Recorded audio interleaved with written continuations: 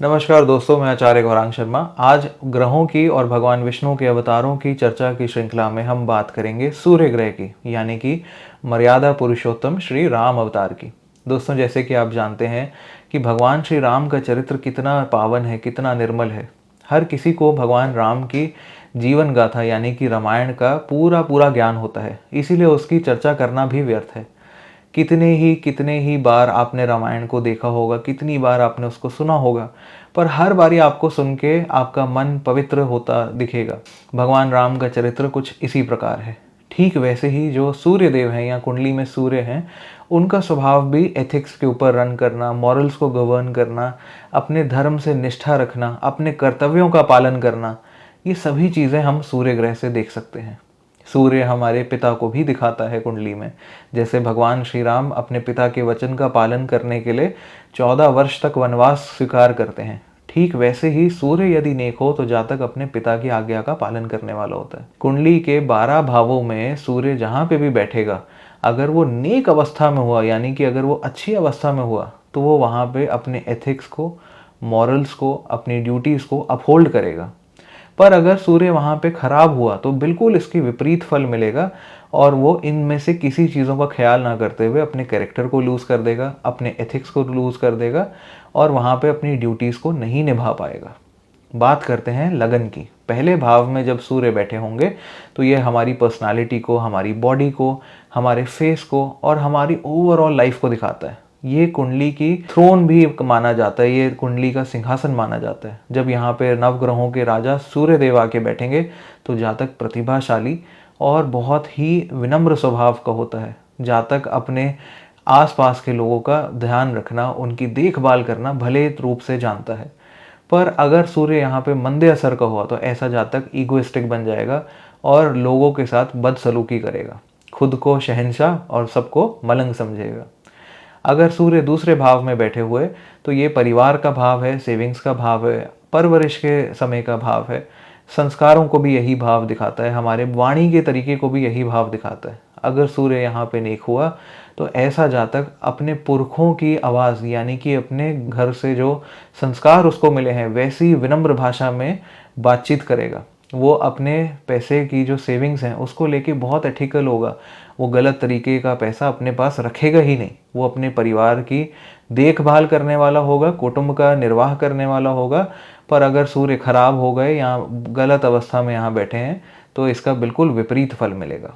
सूर्य यदि तीसरे भाव में बैठ जाएं तो ये पराक्रम का, साहस का भाव बताया गया। यहाँ पे अगर सूर्य बैठेंगे तो ऐसा जातक पराक्रमी, तेजस्वी, ओजस्वी होगा।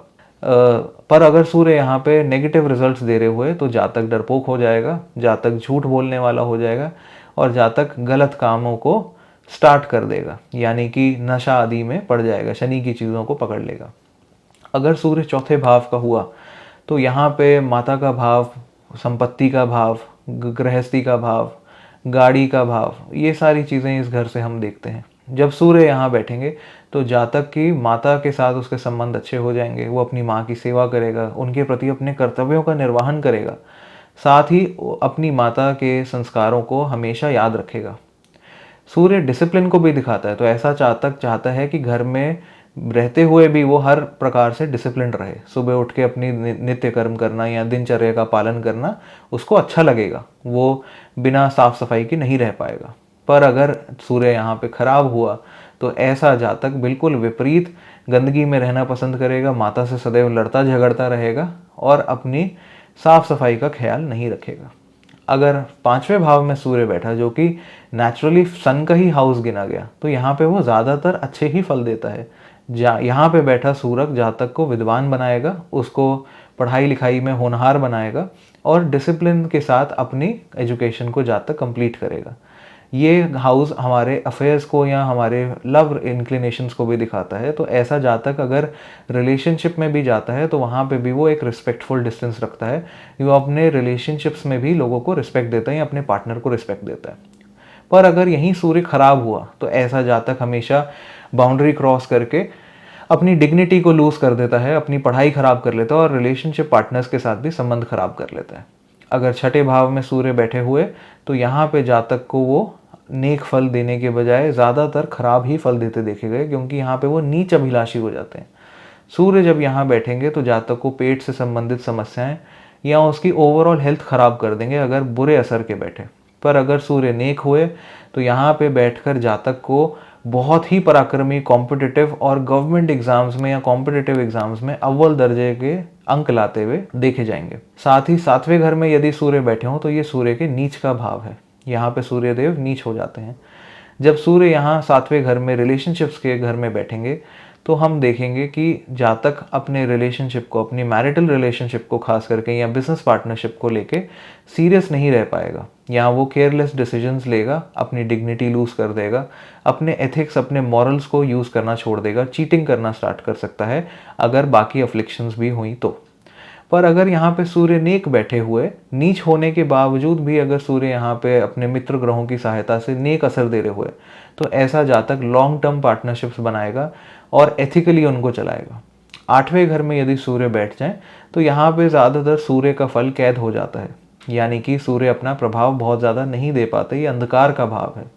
पर फिर भी अगर यहाँ पे सूर्य नेक हुए तो ऐसा जातक गहन अध्ययन करके अपनी फील्ड में, अपनी रिस्पेक्टिव एजुकेशनल फील्ड में अव्वल दर्जे का मास्टर बन जाता है। साथ ही वो दूसरों को इस ज्ञान को प्रकाशित भी कर पाता है। पर फेम के भाव से सूर्य यहाँ पे बहुत अच्छा फल नहीं देता। सूर्य फेम का भी कारक है, रिकग्निशन का कारक है। 8वें घर में होने की वजह से अगर उसे बाकी ग्रहों का सपोर्ट नहीं मिला, वो बुरे असर का हुआ, तो ऐसे जातक को अपनी की गई अच्छाई का भी शुक्राना या उसकी तारीफ नहीं मिल पाती। 9वें घर में यदि सूर्य देव बैठे हुए तो ये पिता का भाव है और यहाँ पे बृहस्पति अधिष्ठात्र हैं, इसीलिए यहाँ पे ये नेक ही फल देगा। जातक धर्मशील होगा, धर्म के लिए काम करने वाला, गुरु के प्रति समर्पित, पिता के प्रति समर्पित होगा और उनकी सेवा करेगा। पर यहीं अगर सूर्य मंदा हुआ तो बिल्कुल विपरीत फल मिलेगा। जातक सेवा नहीं करेगा अपने पिता की, जातक धर्म का विरोधी हो जाएगा, अपने धर्म का पालन नहीं करेगा। 10वें घर में यदि सूर्य हो तो यहाँ पे सूर्य को दिग्बली कहा गया। सूर्य के लिए ये स्पेशल पोजीशन है। अगर यहाँ पे सूर्य नेक फल का हुआ तो जातक बहुत ही कर्मठ व्यक्ति होता है, अपने कार्य को, अपने कर्म को प्रधानता देते हुए अपने ऑफिस में अपना नाम रोशन करता है। पर यहीं अगर सूर्य मंदे असर का हुआ तो ऐसा जातक अहंकारी बन के अपने ऑफिस प्लेस में निंदनीय कार्य करेगा, जिसकी वजह से लोग उससे ईर्ष्या रखेंगे या लोग उसकी बुराइयां करेंगे उसके पीठ पीछे। 11वें भाव में यदि सूर्य बैठ जाए और यहाँ पे सूर्य नेक प्रभाव के हों तो ऐसा जातक अपने बड़े भाई बहनों की भी सेवा करता है या वो अपने दोस्तों को शरणागति देता है, अपने दोस्तों की मदद करता है। पर अगर सूर्य यहाँ पे खराब असर का हो तो ऐसा जातक अपने दोस्तों के लिए कभी भी सहायता नहीं करता, उनके साथ कभी खड़ा नहीं रहता, उनकी रिस्पॉन्सिबिलिटी नहीं लेता। उसकी डेली इनकम सफ़र करती है क्योंकि वो आलस्य का शिकार हो जाता है। अगर सूर्य 12वें घर में आ जाएं तो यहाँ पे अगर वो नेक फल के हुए तो ऐसा जातक मेडिटेशन में, स्पिरिचुअलिटी में एक बहुत ही अच्छे मुकाम को हासिल करता है।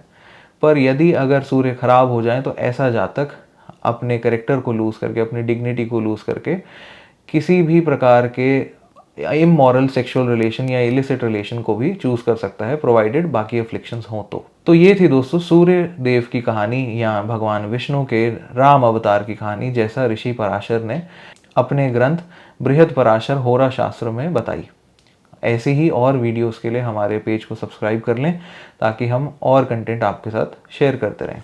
हरे कृष्णा।